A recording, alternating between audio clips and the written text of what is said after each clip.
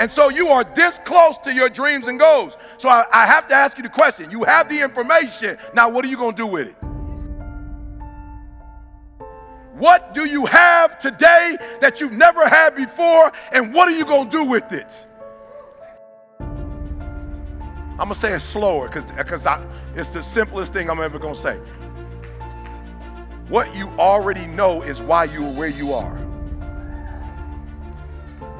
And if you're going to get to the next level, you're going to have to erase everything you knew about what you knew, what you thought you knew. I'm going to say it again because I see some people like, whoa, Eric, I'm trying to catch that one. It is the stinking thinking that got you where you are right now. It is the limited beliefs that have you where you are right now. You have a limited belief. I remember that I thought I could never do this, but only for people who look like me. I remember when I was like 19, 20 and I started speaking, 20, 21, and I would go to historically black colleges and I would kill it. And I remember somebody asking me not to do historically black, but to come out of my particular community, my particular way of speaking, my particular way of doing things. And I'm thinking to myself when I first got there, I was like, whoa, I don't know if I could do this. Like they don't come from where I come from. Like they don't talk like I talk. Like they don't have the experience that I had. I don't know if I have anything to say. And God said to me, you what? What? First of all, son, I'll never forget talking to Les Brown and Bob Proctor. Les Brown was like, yo, you the #1 motivational speaker in the world. I wasn't even a number at that time. He said, you the #1 motivational speaker in the world. And I remember, I'm not going to say it out loud, but I remember how the conversation started. I actually named somebody that I thought was #1. And he said, how dare you say their name out loud and say they're #1. You're the #1 motivational speaker in the world. And you better not ever say they're #1. You're #1.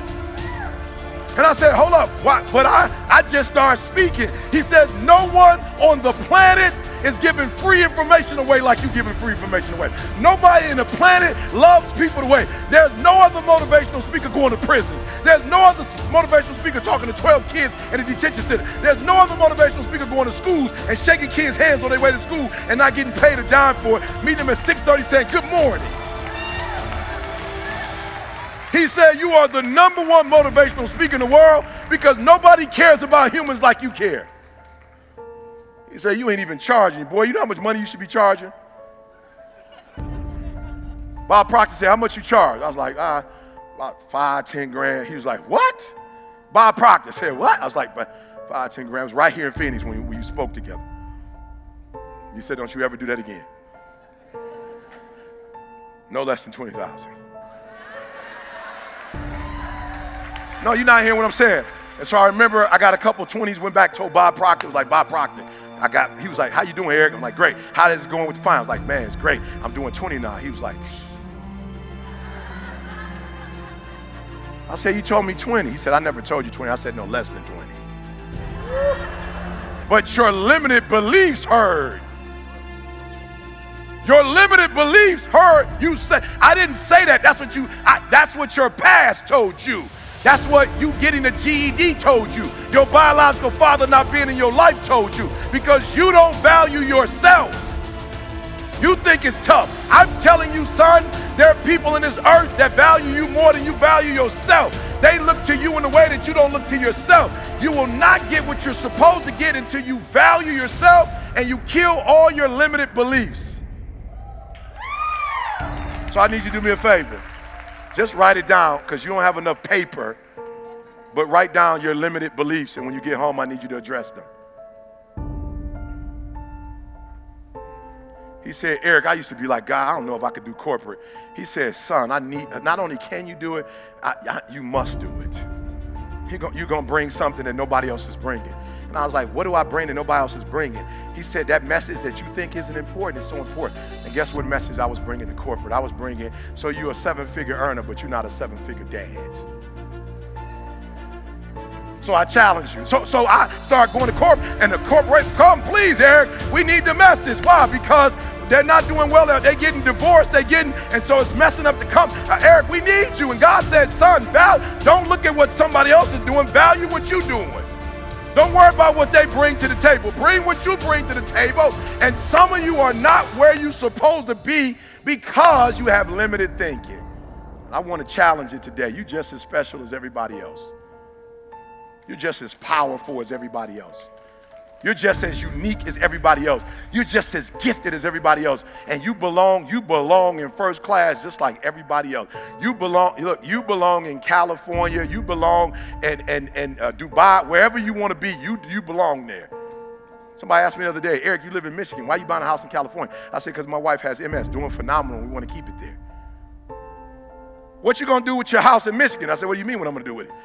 You selling it? I said, what would I sell? Why would I sell my house? Well, how are you going to have two houses? Because a lot of other people have two houses. Just because you don't have two. I'm not believing that you can only live in one house for the rest of your life stuff no more. Like I'm not hanging out with those people no more. I'm hanging out with the people that got a winter home here, a summer home here, and just want to have a home over here. I'm hanging out with them people now. Like, no, I'm thinking like they thinking now. I'm doing what they doing now. And I start going to corporate getting 50, 60, and when I don't take it, it's because I chose to take less. Because I get to decide. I'm running my life now. I'm finally in control of my life. I'm finally the boss of my life. Are you ready to be the boss of your own life? Are you ready to be in control of your own life? Are you? Come on, if you're ready, come on. If you're ready, are you ready? Are you ready? I'm being honest. Are you ready to be happy? Are you ready to have an abundance? Are you ready? I only got a couple people who ready. Come on, are you ready? Are you ready to get what's yours? Are you ready? Are you ready to live your life? Are you ready? Come on, are you ready to live your dream, to live your life, to live your best life? Are you ready to live your best life? No, for real, are you ready to live your best life? We're going to do the hard work now. So here's the hard work. I need you to confront you.